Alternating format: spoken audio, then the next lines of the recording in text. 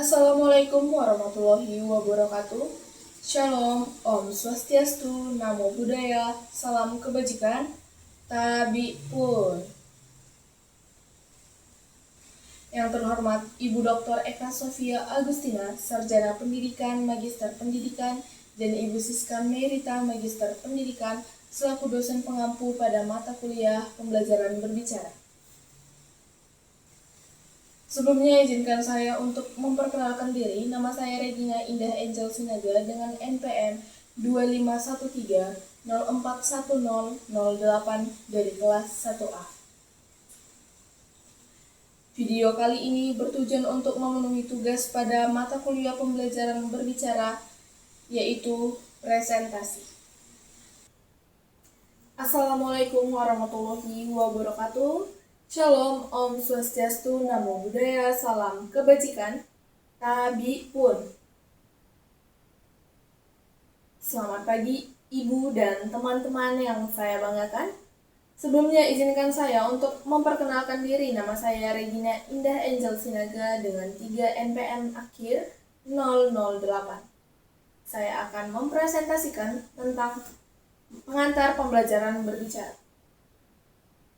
Pertama, saya akan membahas tentang definisi dan konsep pada pembelajaran berbicara. Pembelajaran berbicara merupakan proses mengembangkan kemampuan menyampaikan perasaan, gagasan, atau ide menggunakan bahasa lisan agar tersampaikan dengan baik dan jelas.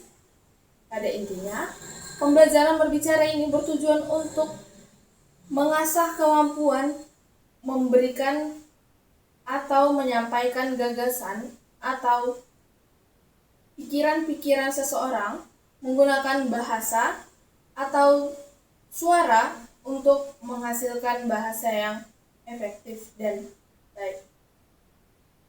Selanjutnya saya akan membahas tentang 4 keterampilan dalam berbicara. Yang pertama ada keterampilan menyimak, yaitu kita dituntut untuk mampu menyimak sesuatu atau suatu informasi yang diberikan kepada kita. Ketika orang memberikan informasi kepada kita, kita harus mampu menyimak, bukan hanya untuk mendengar, tetapi kita mampu mencerna dan menyimak informasi yang diberikan kepada kita. Lalu ada yang kedua, yaitu berbicara. Berbicara merupakan kemampuan untuk mampu mengeluarkan pendapat atau gagasan atau ide-ide yang ada dalam perasaan kita melalui bahasa agar tersampaikan dengan baik. Dan kita juga harus menggunakan bahasa yang sederhana agar mudah dipahami oleh pendengar. Lalu ada yang ketiga, yaitu membaca. Keterampilan membaca ini kita diajak juga untuk memiliki kemampuan membaca yang baik untuk memahami isi wacana atau suatu informasi. Lalu yang terakhir itu, yang keempat itu adalah keterampilan menulis. Keterampilan menulis ini bertujuan untuk melatih atau mengasah kita untuk terbiasa menulis apapun itu. Kalau kita terbiasa menulis, bisa saja kita berpotensi sebagai penulis yang baik, dan kita memiliki keahlian dalam bidang menulis. Selanjutnya saya akan membahas topik yang ketiga, yaitu ada tujuan pembelajaran berbicara. Tentunya apabila kita diajak untuk berlatih dalam berbicara, pastinya kita itu dilatih untuk mengasah kemampuan, mengasah kepercayaan diri seseorang. Ada juga beberapa tujuan khususnya. Yang pertama itu adalah untuk melatih kita menyampaikan informasi secara baik dan jelas. Lalu ada yang kedua itu kita mampu berbicara secara dengan baik dan jelas di forum formal dan forum informal. Lalu ada yang ketiga, kita diajak untuk kita mampu mendengar, merespon, dan memberikan umpan balik dalam sebuah percakapan. Lalu ada juga tujuan pembelajaran berbicara itu adalah untuk mengembangkan keterampilan berbicara seseorang agar lebih baik lagi dalam kehidupan sehari-hari, seperti yang poin kedua tadi, dalam forum formal dan forum informal. Selanjutnya ada aspek-aspek dalam pembelajaran berbicara. Yang pertama ada suasana kelas yang positif. Kita sebagai calon tenaga pendidik, kita harus mampu membangun suasana kelas yang positif agar calon peserta didik yang akan kita didik mampu berkontribusi dalam kegiatan belajar mengajar.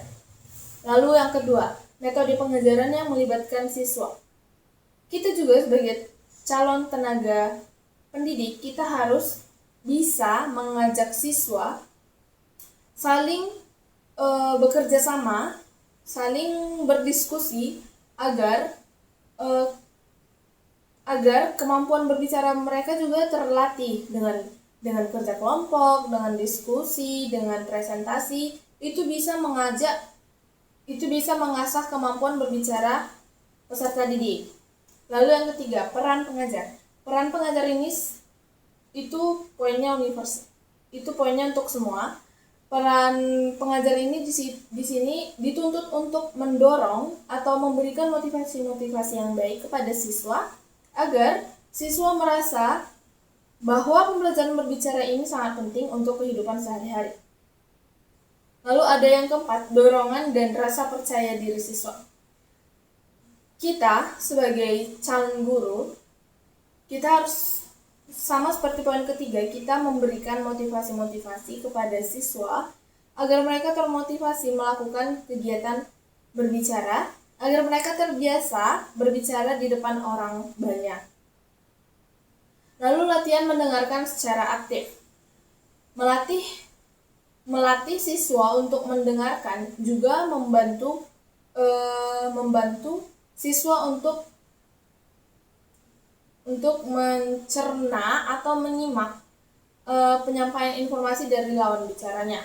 Dengan mendengarkan, si anak yang satunya pasti akan mudah memberikan informasi dan secara langsung dia akan mampu memberikan berbicara dengan baik. Lalu ada yang terakhir, pemanfaatan teknologi dalam pendidikan. Pada zaman sekarang, teknologi bisa digunakan sebagai sarana pendidikan. Tetapi kita sebagai calon guru harus tetap menjaga dan mengawasi penggunaan teknologi untuk menambah